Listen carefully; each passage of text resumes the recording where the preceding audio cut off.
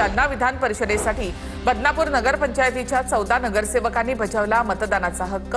मराठवाड्यामध्ये सगळ्यात जास्त मतांनी निवडून येणारी सीट सुहास शिरसाट यांची असेल, आमदार नारायण कुचे यांचा दावा।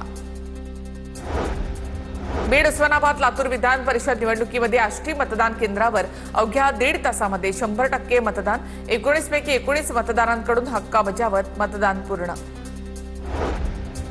सिल्लोडमध्ये मतदानासाठी नगरसेविका स्नेहल शिनगारे रुग्णवाहिकेमधून मतदान केंद्रावर।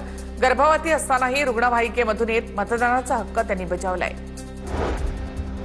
भंडाऱ्यामध्ये महाविकास आघाडी समर्थित अपक्ष उमेदवार नरेश ईश्वरकर यांनी बजावला मतदानाचा हक्क।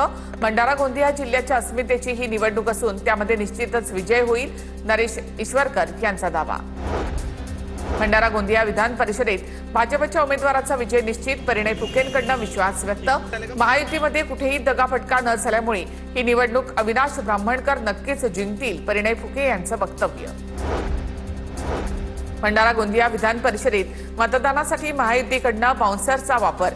शिवसेनेचे मतदार बाउन्सरच्या गराड्यामध्ये मतदान केंद्रावर उतरलेत। सोबतच अनुचित प्रकार घडू नये म्हणून मतदान केंद्रावर पोलिसांचा तगडा बंदोबस्त। क्रांतिकारी शेतकरी संघटनेकडून गेटवे परिसरामध्ये जलसमाधी आंदोलन।